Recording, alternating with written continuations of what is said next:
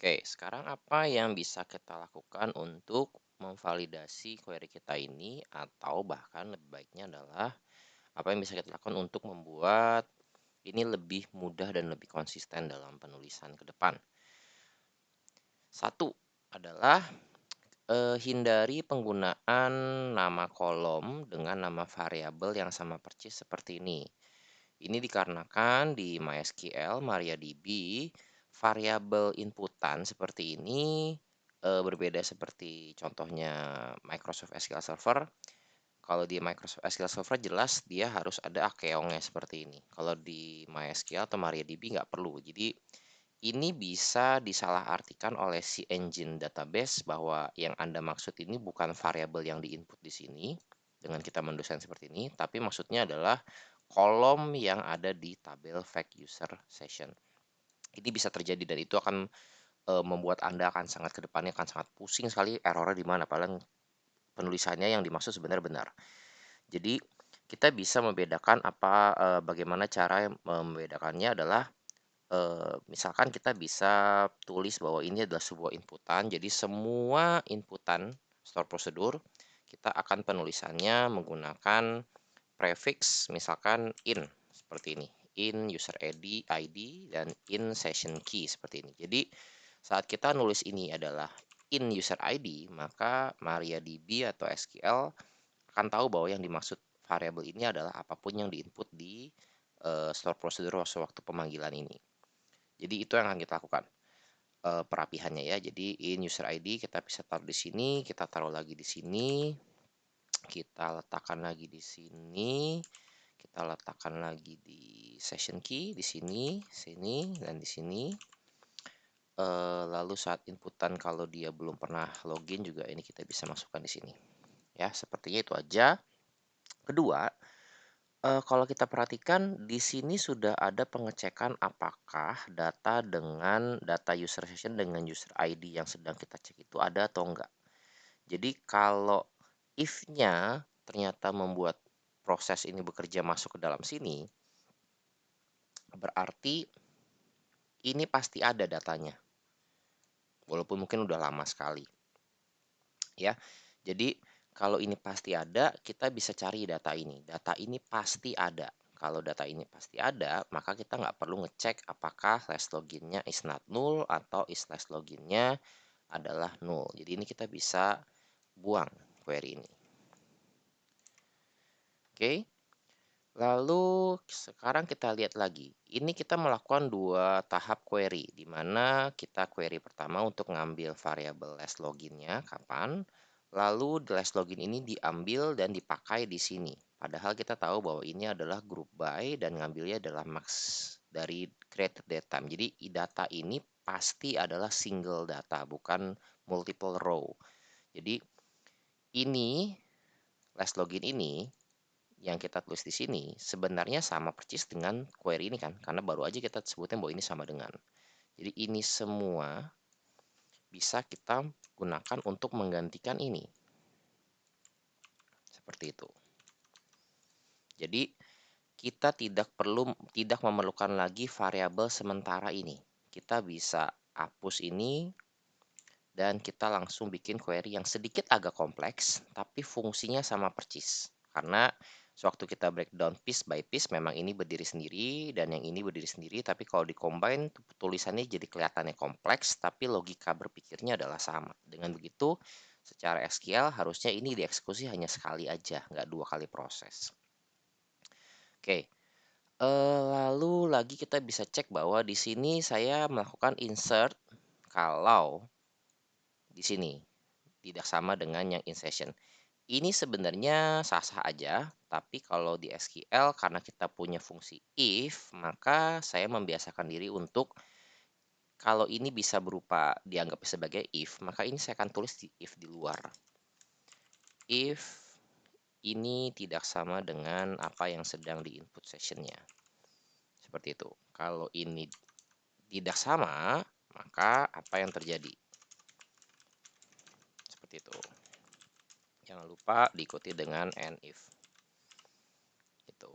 Jadi kita bisa menuliskan hanya cukup ini aja sekarang. if-nya nggak perlu, beginnya kita masukkan yang tadi. Oke, ini ada yang begin then, harusnya ada then dulu.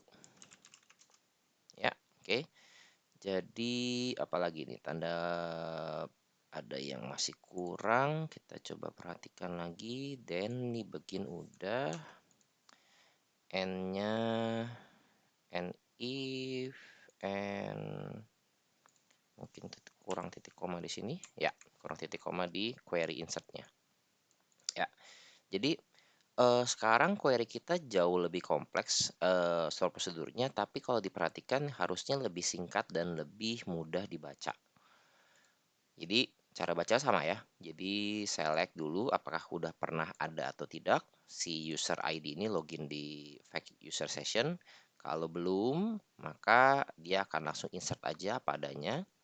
Tapi kalau sudah, dia akan cek dulu apakah session yang terakhir, nih session yang terakhir, itu session key-nya sama nggak dengan apa yang mau diinjek sebagai user ID dia lagi login. Kalau ternyata session key-nya tidak sama, maka kita akan injek session yang baru ke dalam fake user session, tentunya dengan created date time yang otomatis tanggal dia datanya diinjek ke dalam sistem.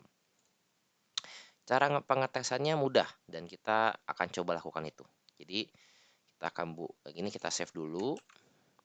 Kita buka lagi new SQL di sini. Caranya adalah kita call nama SP-nya, SP authentication login save session. Lalu kita masukkan function kayak function di PHP pakai kurung buka tutup. Kita masukkan urutannya adalah user ID dulu baru session key. Jadi misalkan user ID-nya 1 yang sudah saya buat. Misalkan kita masukkan session key-nya test session key. Nah, kita coba F5 di sini. Tidak ada terlihat error, tapi kita coba lakukan, coba cek di data fact-nya, kita refresh. Nah, datanya masuk. User yang sama masuk lagi sekarang. Kalau misalkan dia logout dan login lagi, maka query ini akan dieksekusi lagi. Jadi kalau ini kita eksekusi lagi, yang kita harapkan adalah dia tidak perlu membuat satu baris baru. Jadi kalau kita F5 di sini, kita coba masuk ke sini, dia tetap ada di session key yang lama.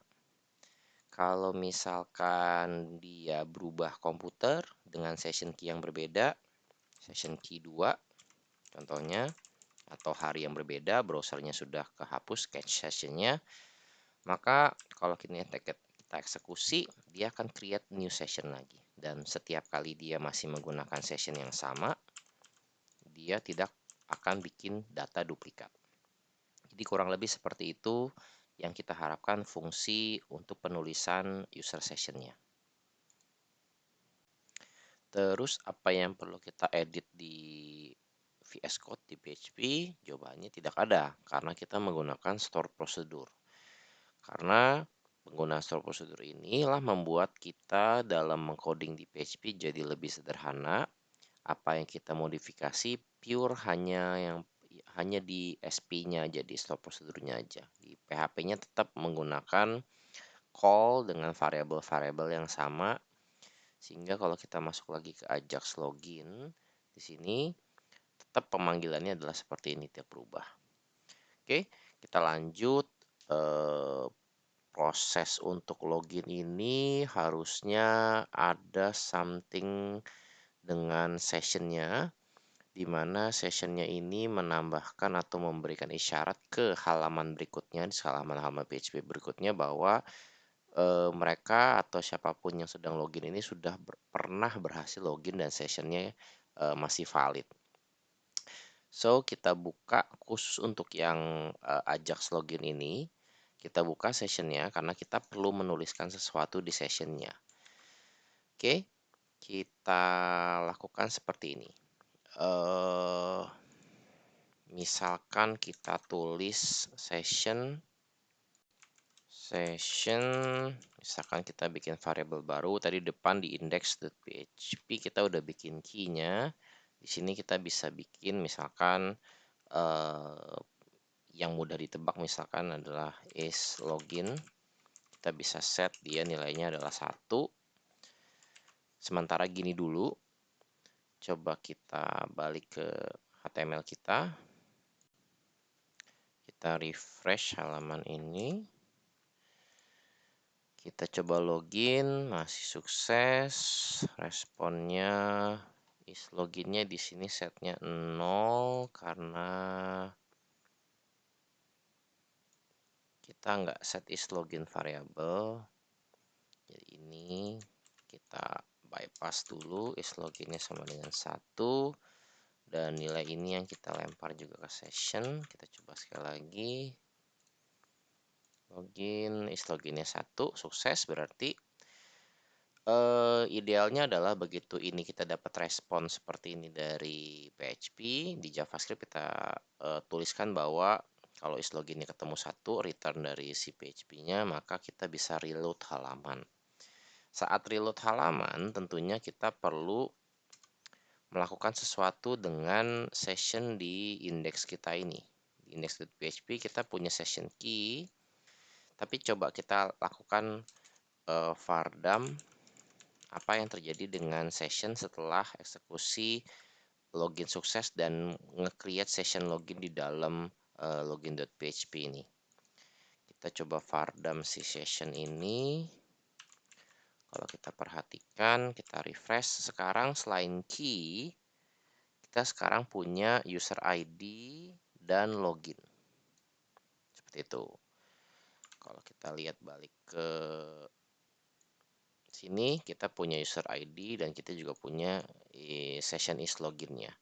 Jadi dengan kita punya variabel is login ini, kita bisa men-redirect router dari app kita bukan lagi ke out controller, tapi mungkin ke controller yang beda di mana kita menjalankan atau kita render layout untuk home atau welcome home. Seperti itu. Jadi kita bisa menggunakan misalkan seperti ini. If session is login itu true, maka seperti ini kan berarti if true, berarti kita bisa lakukan app routernya adalah ke controller yang berbeda. Misalkan kita bikin default controller dengan nama function atau nama layout yang mau kita view yang mau kita render adalah home.php. Dan ini berlaku juga untuk halaman admin dan halaman user.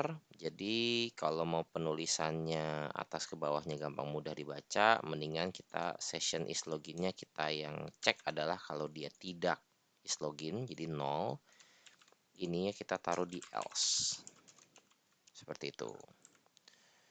Terus kita bisa tes dengan cara berarti kita F5, maka dia akan sekarang larinya bukan ke out controller lagi, tapi dia akan mencari default controller yang kita harus buat. Di sebelum ini kita sudah buat out controller dan admin controller. Kita buat dulu lagi satu file baru, default controller.php. Kita copy aja dulu dari halaman admin. Oke, kita rename dan kita bikin satu view baru adalah namanya home, nama metodenya dia ada di default. Halaman admin kita ganti misalkan welcome to RC. JS filenya dan CSS filenya kita komen dulu. Terus welcome statementnya atau sentence-nya kita nggak pakai dulu, variabel kita nggak pakai dulu, kosong dulu aja. Return rendernya adalah home, yang usernya nggak ada. Oke, berarti di halaman view kita perlu bikin home di sini udah ada home. Default foldernya ada di konten ya. Jadi home, render view di sini. Jadi home page. Oke, kita coba balik lagi ke sini. Nah, kita masuk ke home page. Jadi ini sekarang boleh kita nonaktifkan lagi yang untuk Vardam session ini. Yang perlu diperhatikan adalah kalau belum login berarti ini nggak ada. Jadi kita perlu ngecek juga apakah ini sudah pernah di set atau enggak. Kalau enggak nanti error nih. Orang yang baru pertama kali masuk belum login dia akan error karena dia si PHP akan berusaha untuk mencari key is login di dalam variable session. Jadi kita akan bilang kalau belum di set atau pakai double garis lurus ke bawah ini. Kalau misalkan session is loginnya belum di set atau sessionnya udah di set tapi is loginnya 0, jadi ini maka menjalankan ini. Nah, atau ini kalau di PHP kalau satu aja salah maka ini nggak akan jalan. Jadi jangan dibalik penulisannya, harus nulis isetnya dulu yang kita cek, baru nulis apakah nilainya 1 apa 0. Di home fungsi yang pertama kita bisa lakukan adalah kita bikin fungsi untuk logout. Jadi kita bikin kasar dulu aja, kita bikin div ID-nya adalah logout aja. Kita buat asal dulu. Dimana di sini adalah isinya sebuah paragraf yang tulisannya click here to log out, dan ini dia memanggil fungsi Ajax atau fungsi JavaScript Ajax yang kita sebut namanya adalah ya logout seperti itu. Jadi sekarang di default controller kita masukin bahwa dia butuh JS file default atau default in logout ini harusnya ada di semua halaman ya, nggak boleh, bukan hanya ada di halaman home-nya aja. Jadi di layoutnya si default ini kita bisa set bahwa walaupun kita lagi ngerender view apapun, dia otomatis akan ngerender JS default. Jadi kita bisa taruh di bawah sini. Script source-nya ada di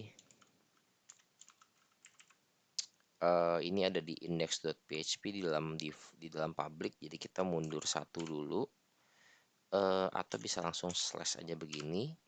Kita masuk ke rc, terus masuk ke resources, dan JS file masukin default.js. Jadi kita masuk ke resources atau source ya, src. Kita punya folder JS di sini. Kita bikin satu file JavaScript. Oke. Kita copy paste dulu aja untuk yang penulisan Ajax login di sini. Sebelumnya mungkin kita bisa tes apakah file JS-nya beneran terload. Jadi console log ini yang paling mudah. Kita cek nanti di F12-nya browser. Kita punya fungsi namanya adalah logout. Oke, defaultnya kita save. Kita balik lagi ke browser. Oke, klik here to logout. Kalau kita lihat di konsol ada loaded di sini. Kalau mau make sure kita bisa bikin yang lebih unik, misalkan adalah default JS loaded. Oke, seperti itu ya. Berarti fungsi ini harusnya langsung bisa terkoneksi dengan kita tadi punya default di mana? Di home. Nah, kita akan terkoneksi dengan fungsi ini. Jadi ini sekarang Ajaxnya kita buat folder baru, Ajax foldernya adalah boleh tetap di authentication aja karena hubungannya sama login dan logout ya. Jadi Ajax out, sekarang kita bikin fungsi new file php logout.php. Oke, dia akan ada di sini. Kita copy paste aja. Untuk session juga kita perlu jalankan karena kita perlu meng-unset session. Vendor autoload-nya juga kita pakai. Application share as a token, nintar dulu. Kita ambil dulu coba. Apa yang bisa di logout dari sini. Kita nggak perlu ada form untuk sementara karena semuanya udah tersave di session. Jadi kita bisa dengan gampang sebenarnya untuk logout ini kita buat unset session is login. Apa yang kita udah set di sini.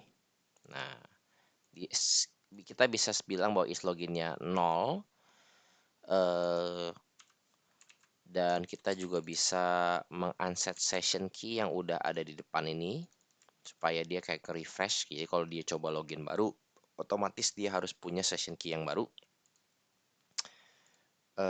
Jadi tadi ada di logout, kita bisa meng-unset session key dan is login. Jadi null, jadi kosong datanya. Sorry, bukan kosong datanya, jadi hilang datanya. Terus yang saya tadi juga kelupaan adalah kita kalau misalkan dapat if resultnya tadi tulisannya adalah is login. Coba kita tes lagi. Nah, kita perlu logout dulu. Oke, kita jalankan kita beresin yang logout dulu deh. Kita beresin yang logout dulu. Di sini kita akan reload dengan penulisan sesimpel ini, location.reload. Nah, seperti itu. Jadi kita refresh. Sekarang kita coba klik logout ini. Ada yang error, dia errornya di sini kita baru mengeload Bootstrap JS sama poppernya doang. Kita belum menginclude jQuery ke dalamnya. Jadi kita copy aja yang dari authentication. Di sini ada jQuery yang harus kita masukkan dulu supaya kita bisa menggunakan objek jQuery pakai $S seperti itu. Kita copy ke default, kita taruh di bawah juga sama seperti ini. Oke, kita refresh lagi halaman kita klik. Oke, kita coba lihat network kita. Dia masih menjalankan login.php. Ya, dia masih nyari ke login. Oke, kita ganti ya, logout.php harusnya. Terus dia locationnya reload. Karena dia login.php ini error nih kalau dipanggil karena nggak ada formnya. Jadi kita refresh lagi. Yang mau kita jalankan adalah logout. Oke, di sini nggak ada respon karena kita belum tulis JSON encode-nya di luar di bawah logout. Jadi dianggapnya ini error karena nggak ada tipe datanya bukan JSON. Jadi logout-nya kita bisa copy contoh dari login.php ini. Kita bisa nge-return sebuah result yang nilainya misalkan sesimpel true. Kita klik lagi, maka dia akan nge-reload dan jika diperhatikan maka sekarang kita ada di luar lagi. Kita seakan-akan belum login. Kalau kita buka lagi Vardam session kita, harusnya key dan session is login kita harusnya udah nggak ada. Oke, kita masih menyimpan user ID di sini. Oke, user ID-nya juga perlu kita buang dari login karena kondisi sekarang kita belum perlu. Login.php ada di sini. Kita komen dulu session user login kita. Lalu di sini kalau kita perhatikan key-nya Seakan-akan nggak hilang ya, tapi kalau diperhatikan sebenarnya Anda bisa rewind video, ini adalah key yang berbeda. Jadi ini terjadi karena di logout ini, proses logout, key-nya udah kita unset, kita hilangkan atau kita hapus. Jadi begitu ini jalan, maka ini akan mengenerate key baru. Ya, kita coba cek lagi ya. Awalnya adalah C897, kalau kita coba login, nah ini harusnya ada reload-nya, kita bisa validasi dengan return yang key-nya adalah is-login. Jadi kita balik lagi ke JS kita, if return result is login, maka dia lakukan location.reload. Oke, ini masih sama session key-nya. Sekarang udah ada lagi is login-nya. Dan kalau kita klik, nah ini langsung berubah sessionnya. Ya, bukan C lagi depannya. Dan user ID-nya kita hapus dulu aja, paksa di sini supaya bersih. Kita coba login, kita coba logout lagi. Oke, sekarang kita bikin key yang baru. Nah, walaupun kita udah nulis JavaScript login di sini langsung reload, tapi kalau Anda perhatikan barusan dia nggak otomatis reload. Kenapa? Karena si browser ini nge-caching JavaScript yang udah sukses jalan sebelumnya. Jadi kalau diperhatikan sebenarnya kita inspect elemen di JS kita, ada di bagian body bawah ini harusnya. Kita coba klik buka filenya. Nah, di sini cuman console table doang, seperti yang sebelumnya, nggak ada reloadnya. Tapi begitu halaman ini saya kontrol F5, dia akan terpaksa nge-reload semua file yang baru lagi. Jadi baru ke-update JavaScript-nya. Jadi seperti ini. Jadi kalau kita login, dia langsung otomatis nge-reload, dan saat nge-reload, ke-detect bahwa is loginnya true, maka dia akan jalankan yang routing untuk ke default controller, sehingga yang di load adalah homepage. Kalau misalnya kita coba untuk logout, maka dia juga akan nge-reload, dan session key dengan session is login kita dihapus, sehingga begitu halaman ini keload, maka dia akan bikin session key yang baru. Kurang lebih seperti itu.